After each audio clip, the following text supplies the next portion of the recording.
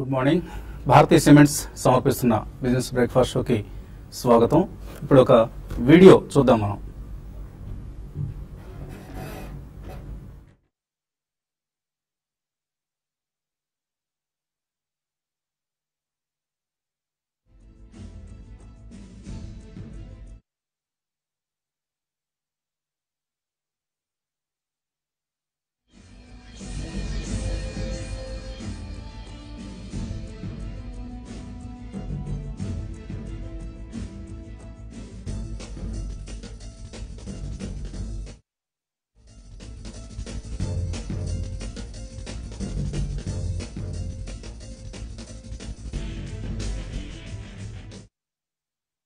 సెల్కాన్ సంబంధించి మొబైల్ కాకుండా హార్డ్వేర్ పరంగా దేశం చాలా ప్రగతి సాధించబోతుందని మీరే చెప్తున్నారు కాబట్టి హార్డ్వేర్ పరంగా మీరు ఇంకా ఎటువంటి న్యూ ప్రొడక్ట్స్ వైపు దృష్టి సారిస్తున్నారు? హార్డ్వేర్ పరంగా ప్లస్ ఇక్కడ R&D కూడా ఇక్కడికి తీసుకురాబోతున్నాం.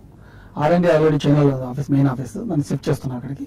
ఇక్కడ పబ్లిక్ బట్టి ప్లస్ ఇవి మనం ఏదైతే మనకు Europe and China 2 years survey ఉందో దాంట్లో ఇక్కడ మనకు ఉపయోగపడేవన్నీ కూడా అడాప్ట్ చేసి కస్టమైజ్ చేసి ఇవ్వబోతున్నాం మనం. టీవీలు మోస్ట్లీ నెక్స్ట్ మంత్ లాంచ్ అయిపోతున్నాం. సెల్కాన్ టీవీలు, సెల్కాన్ మీద టీవీలు వస్తాయి. వాటి మీద కన్నా వర్చువాలిటీస్ ఇప్పుడు ఏదైతే కాస్ట్లీ ఉన్నాయో అవన్నీ కూడా ప్రైస్ నౌ $100 ఉన్నాయి. అవన్నీ కూడా $30-40 లోపు వచ్చేస్తాయి. అప్పుడు ప్రతి ఒక్కరికి అందుబాటులోకి వస్తుంది. అలాంటప్పుడు ఖచ్చితంగా ప్రతి స్మార్ట్ ఫోన్ వాడే కస్టమర్ దాన్ని యూజ్ చేయొచ్చు. ఆ రోజు వాటి కూడా మ్యానుఫ్యాక్చర్ చేస్తాం. ఈ రోజు మనం పెట్టే ఫ్యాక్టరీస్ అన్ని కూడా ఒక టీవీకి, ఒక DVD ప్లేయర్లకి, ఒక సెటప్ బాక్సులకి అండ్ ఇలాంటి virtual. Impressive, inspiring, Indian made. ఇవి 42 ఏళ్ల Erraguntla Guruswamy Naidu alias Y Guru, CMD of Celkon గాథ వినగానే మనకు స్ఫురించే పదాలు. మేక్ ఇన్ ఇండియా లాంటి పదాలు ఆవిర్భవించక ముందే 2 సంవత్సరాల నుంచి వింటున్నాం మనం మేక్ ఇన్ ఇండియా అని.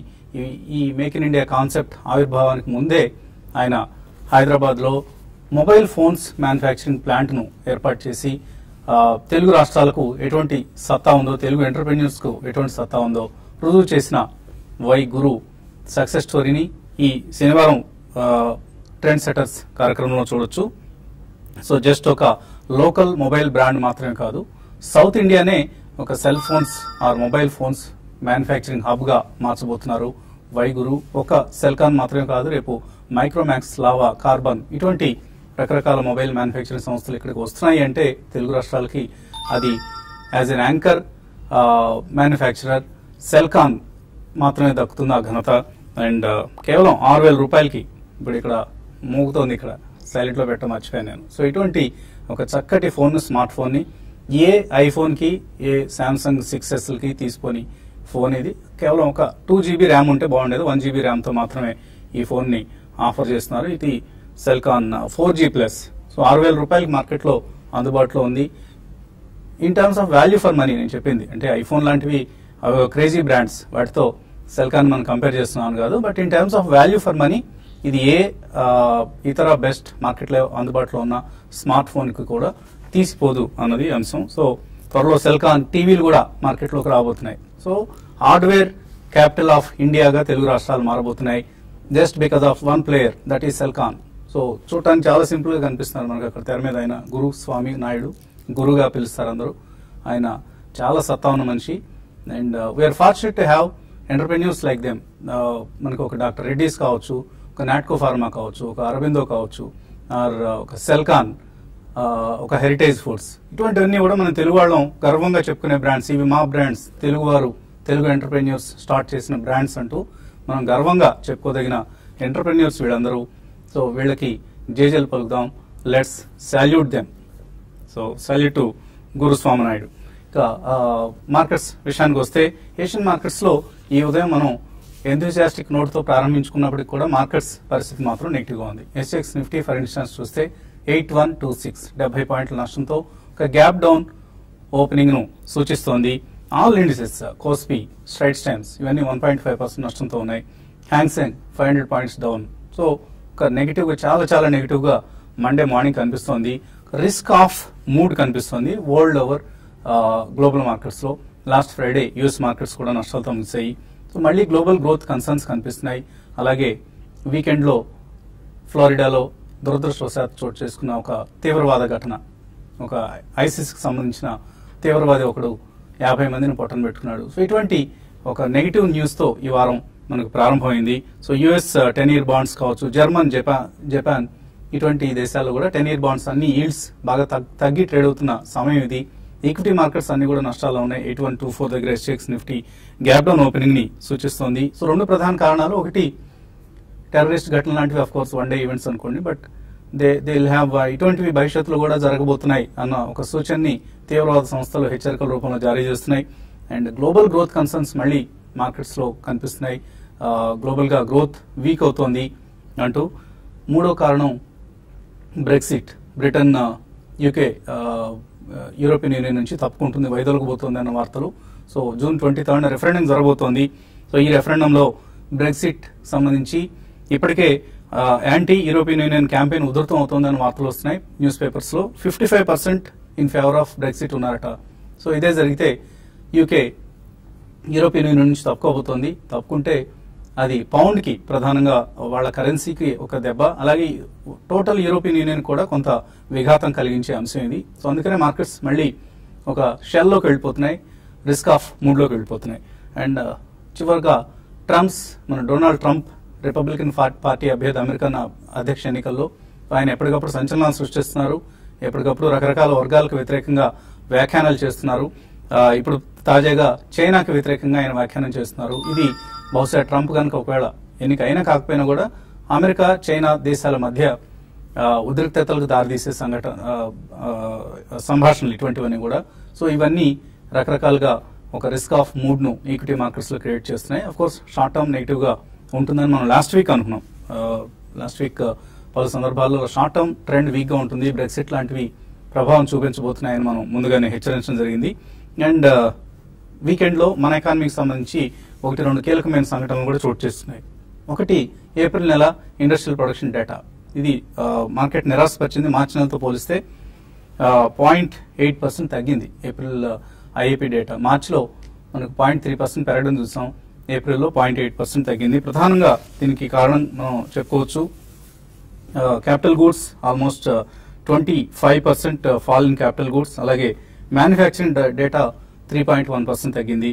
అండ్ ఎలక్ట్రిసిటీ జనరేషన్ మాత్రం బాగుంది, 14.6% పెరిగింది. అలాగే కన్స్యూమర్ నాన్ డ్యూరబుల్స్ అవుట్పుట్ 9% తగ్గింది. సో ఇవన్నీ కూడా ఐఏపీ డేటా మీద నెగిటివ్ ప్రభావం చూపించాయి. మరో కీలకమైన సంఘటన, బీజేపీకి రాజ్యసభ ఎన్నికల్లో అనుకోని విధంగా 2 రాష్ట్రాల్లో ఒక్కొక్క సీట్ వచ్చింది. హర్యానాలో అలాగే జార్ఖండ్ లో ఒక 2 రాజ్యసభ సీట్లు అదనంగా ఎక్స్పెక్ట్ చేసిన దానికంటే ఎక్కువగా వచ్చాయి.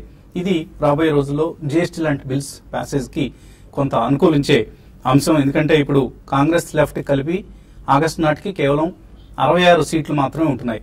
సో ఒకవేళ జీఎస్టీ లాంటి బిల్లును అడ్డుకోవాలంటే 81 సీట్లు కావాలి. సో 81 ఈజ్ ది నెంబర్ అందరం గుర్తుంచుకోవాలి. ఎందుకంటే ఆ నెంబర్ని కనుక వాళ్ళు సాధించలేకపోతే జీఎస్టీ బిల్ సునాయాసంగా సాఫీగా పాస్ అవుతుంది. ఒకవేళ అన్నా డిఎంకేకి సంబంధించి 12 సీట్లు కలుపుకున్నా కూడా ఇప్పుడున్న 66కి 12 సీట్లు కలుపుకుంటే 78 అవుతాయి. కానీ జయలలిత ఇవాళ ఢిల్లీ వెళ్తున్నారు, రేపు ప్రధాని మోడీని కలుస్తున్నారు. కలిసిన తర్వాత వాళ్ళ మధ్య చర్చలు కనుక సఫలం అయితే అన్నా డిఎంకే కూడా జీఎస్టీ బిల్కి అనుకూలంగా ఓటు వేసే అవకాశం ఉంది, కొన్ని షరతులతో ఆఫ్ కోర్స్. సో ఇవన్నీ రాబోయే రోజుల్లో జీఎస్టీ బిల్ పాస్ అయితే ఇండియన్ ఎకానమీకి సంబంధించి అదొక పాజిటివ్ అంశం కాబట్టి మార్కెట్స్ మళ్ళీ దాన్ని పాజిటివ్ గా రియాక్ట్ అయ్యే ఛాన్సెస్ కూడా ఉన్నాయి. ఇవాళ కూడా మనం జీఎస్టీ బిల్ కి సంబంధించిన స్టాక్స్, కన్స్యూమర్ గూడ్స్ సంబంధించిన ఇటువంటి స్టాక్స్ లో ఆర్ లాజిస్టిక్స్ సంబంధించిన స్టాక్స్ ఇటువంటివి పాజిటివ్ గా రియాక్ట్ కాబోతున్నాయి ఈవెన్ దిస్ నెగిటివ్ మార్కెట్ లో కూడా. అండ్ ఎఫ్ఐఎస్ పొజిషన్ చూస్తే 87% ఇండెక్స్ లాంగ్స్ ఉన్నాయి వాళ్ళవి. సో ఎటువంటి హెడ్జింగ్ లేకుండా ఈ మార్కెట్ ఉంది కాబట్టి మార్కెట్స్ లో ఒక షార్ప్ కరెక్షన్ ఏదో ఒక దశలో తప్పదు. అది బహుశా ఈ వారంలోనే జరిగే అవకాశం ఉంది. సో షార్ట్ టర్మ్ ట్రేడర్స్ ఈ అంశాన్ని గమనించి జాగ్రత్తగా ఉండాల్సిన సమయం ఇది. ఇక మార్కెట్స్ పరిస్థితి గురించి మాట్లాడేందుకు అనలిస్ట్ సిద్ధంగా ఉన్నారు. సో రకరకాల అంశాలు మనం చూస్తున్నాం, గ్లోబల్ గా కావచ్చు, లోకల్ గా కావచ్చు. ఈ వారం మార్కెట్స్ ఎలా ఉంటాయి అనుకుంటున్నారు? డేటా హెవీ వీక్ అండి, చాలా డేటా పాయింట్స్ ఉన్నాయి. సో మార్కెట్ డైజెస్ట్ చేసుకోవడానికి చాలా వొలటిలిటీ ఎక్కువ ఉంటుంది. సో డెఫినెట్ గా ఒక కరెక్షన్ వచ్చే ఛాన్స్ ఉంది. ఎందుకంటే మనం 6900 నుంచి 8200 అంటే ఆల్మోస్ట్ 1400 పాయింట్స్ నిఫ్టీలో వితౌట్ బ్రేక్ మనం ర్యాలీ అయ్యాం. సో ఏదో స్టేజ్ లో అయితే తప్ప అది ఈ స్టేజ్ లో అయి ఉండొచ్చు. ఇప్పుడు ఒక 200-300 పాయింట్స్ ఒకవేళ కరెక్షన్ వచ్చినా 8000 కిందకి వచ్చినా మనం అది పెద్ద ట్రెండ్ మారిందనో లేదంటే అది పెసిమిజం లోకి వెళ్ళిపోయిందన్న ఫీల్ తీసుకోవాల్సిన అవసరం లేదు. చాలా రొటీన్ కరెక్షన్ అనుకోవచ్చు. అది యాక్చువల్ గా ఎవరైతే మిస్ అయ్యి ఉన్నారో వాళ్ళందరికీ అది మంచి ఆపర్చునిటీ అండి. స్టాక్ సెలెక్ట్ చేసి పెట్టుకోండి, అది ఆ టైంలో కొనుక్కోండి.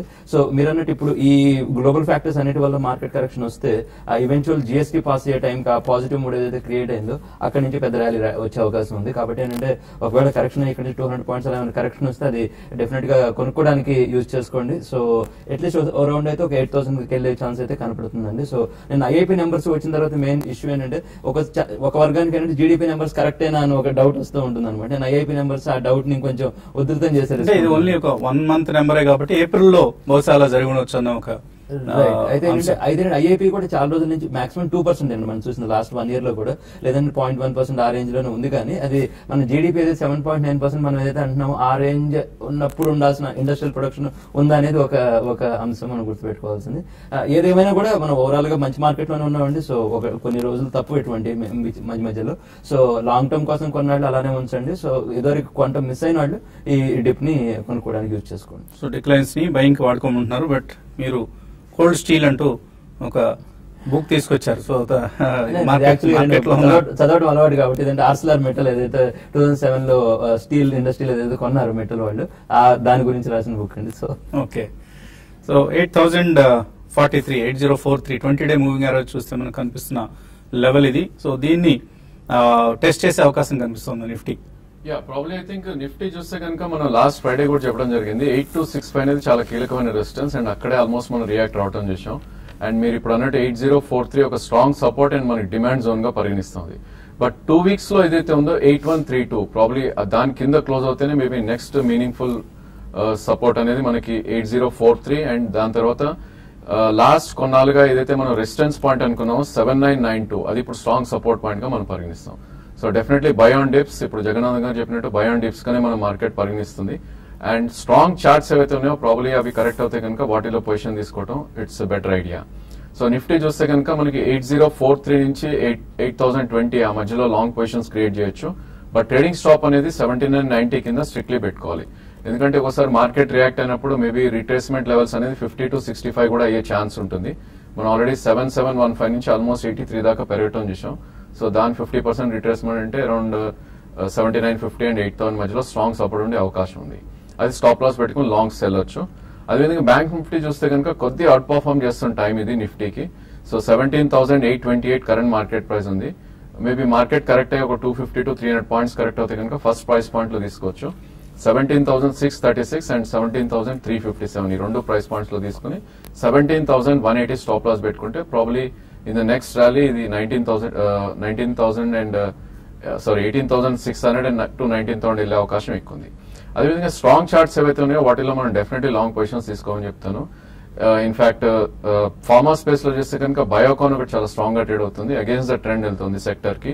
సో డెఫినెట్లీ ఇది 5 to 7% కరెక్షన్ వస్తే ఇది తీసుకోవచ్చు. అదేవిధంగా హౌసింగ్ ఫైనాన్స్ స్పేస్ లో దివాన్ హౌసింగ్ ఫైనాన్స్ చాలా స్ట్రాంగ్ చార్ట్ ప్యాటర్న్స్ కనిపిస్తుంది.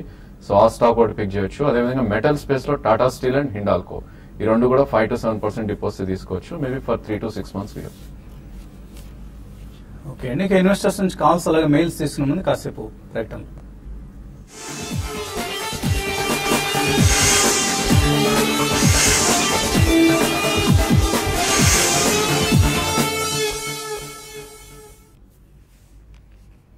భారతీయ సిమెంట్స్ సమర్పిస్తున్న బిజినెస్ బ్రేక్ఫాస్ట్ షోకి తిరిగి స్వాగతం. గ్లోబల్ మార్కెట్స్ లో ఒక వీక్ ట్రేడింగ్ ట్రెండ్ కనిపిస్తుంది. ఎస్ఎక్స్ నిఫ్టీ కూడా ఒక గ్యాప్ డౌన్ ఓపెనింగ్ ను సూచిస్తోంది. 70 పాయింట్ల నష్టంతో ట్రేడ్ అవుతూ. కాలర్స్ లైన్ ఉన్నారు. మొదటి కాలర్ పూణే నుంచి ఆంజనేయులు. హలో అడగండి ఆంజనేయులు గారు. నమస్కారం సార్, నేను ఎఫ్డిసి 400 ఉన్నాయండి. తీసుకున్నాను. ఎంతండి? 177 మీద 400 క్వాలిటీ తీసుకున్నాను. ఓకే. అవి దాని పరిస్థితి ప్లస్ ఎస్బీఐఎల్ ప్లస్ కర్ణాటక బ్యాంక్ ఈ మూడు పరిస్థితి ఏంటి చెప్పండి. రెండు బ్యాంక్ షేర్లు, ఒక pharma share, FDC. Karnataka bank మధ్యలో చెప్పింది ఏంటి? FDC, SBI. SBI. Okay. SBI Karnataka bank వద్దని చెప్తాను, ఎందుకంటే అది చాలా ఇష్యూస్ ఉన్నాయి. అంటే ఎన్పిఏ ఇష్యూస్ అంతా లేకపోయినా కూడా కొద్దిగా కార్పొరేట్ గవర్నెన్స్ గురించి ఇష్యూస్ ఉన్నాయి, టేక్ ఓవర్ క్యాండిడేట్ అంటుంటారు. సో ఆ రూమర్స్ ఎప్పటి నుంచో ఉన్నాయండి. కానీ చాలా బ్యాంక్స్ ఉన్నాయి, మిగతా ఏదంటే కొద్దిగా బెటర్ బ్యాంక్స్, ఏదంటే ఎస్ బ్యాంక్ అని, ఏది ప్రైవేట్ సెక్టర్ బ్యాంక్స్ అయితే, పబ్లిక్ సెక్టర్ బ్యాంక్ మీరు అన్న SBI మంచి బ్యాంక్ ఉందండి. సో కర్ణాటక బ్యాంక్ వదిలేసేయండి. SBI కావాలంటే డిప్స్ లో ఇప్పుడు నెక్స్ట్ 2-3 days లో కూడా డిప్స్ వచ్చే ఛాన్స్ ఉన్నాయి. ఆ డిప్స్ లో కూడా కొనుక్కునే ప్రయత్నం చేయండి. సో FDC కూడా ఓవరాల్ అండ్ ఓకేనండి. అయితే ఫార్మా ఇక్కడ నుంచి పెద్ద అవుట్ పర్ఫార్మెన్స్ ఇస్తుందా లేదనేది పెద్ద క్వశ్చన్ అండి. సో మీకు అదే సెగ్మెంట్ ఇంట్రెస్ట్ ఉంటే నాట్కో ఫార్మా కూడా చూడండి, అది మిడ్ క్యాప్ లో చాలా బాగుందండి. తర్వాత కాలర్ విజయవాడ నుంచి వంశీకృష్ణ. హలో రండి వంశీ.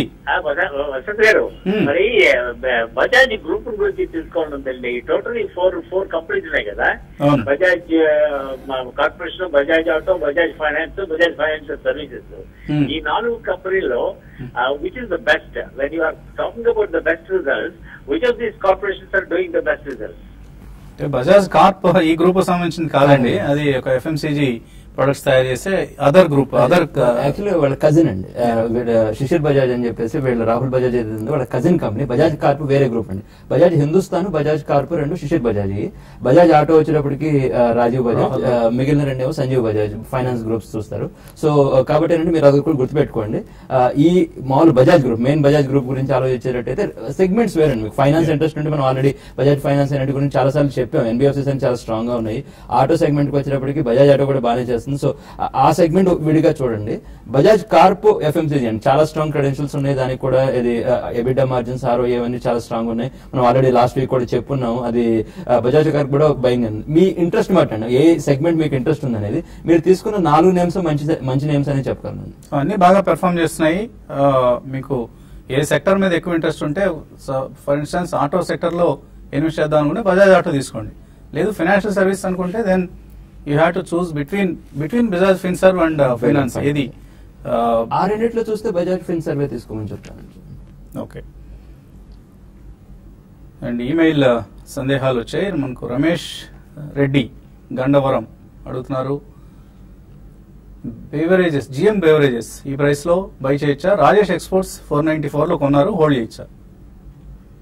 GM బేవరేజెస్ ఆల్రెడీ చాలా కరెక్ట్ అయిన స్టాక్ అండి. లాస్ట్ 5 months లో చూస్తే కనుక ఇది అరౌండ్ 936 నుంచి ఆల్మోస్ట్ కరెంట్లీ అరౌండ్ 550, 560 దాకా రావటం చేసాం. మేబీ దీనికి మీనింగ్ఫుల్ సపోర్ట్ అనేది 200-day మూవింగ్ యావరేజ్ దగ్గర ఉంది, 563 దగ్గర. సో 2 price points లో మీరు 6 months to 1 year వ్యూ ఉంటే మీరు GM బేవరేజెస్ కొనవచ్చు. అండ్ రెండో స్టాక్ రాజేష్ ఎక్స్పోర్ట్స్, అది అగైన్ గోల్డ్ రిలేటెడ్ ఇష్యూ అండి. గోల్డ్ ఏంటంటే అది కమ్యూనిటీ ప్లే అయ్యేటప్పటికి ఏంటంటే సిచ్యువేషన్ బట్టి పెరుగుతూ తగ్గుతూ ఉంటుంది. అయితే కంపెనీ చాలా బాగా పెర్ఫార్మ్ చేసింది లాస్ట్ ఇయర్ రిజల్ట్స్ అవన్నీ చూస్తే. సో అవి అయితే గోల్డ్ అంత పెద్ద థీమ్ అవుద్దా అని మేము అనుకోవట్లేదండి. ఇప్పుడు ఆ సెగ్మెంట్ వద్దని మేము సలహా ఇస్తున్నాం.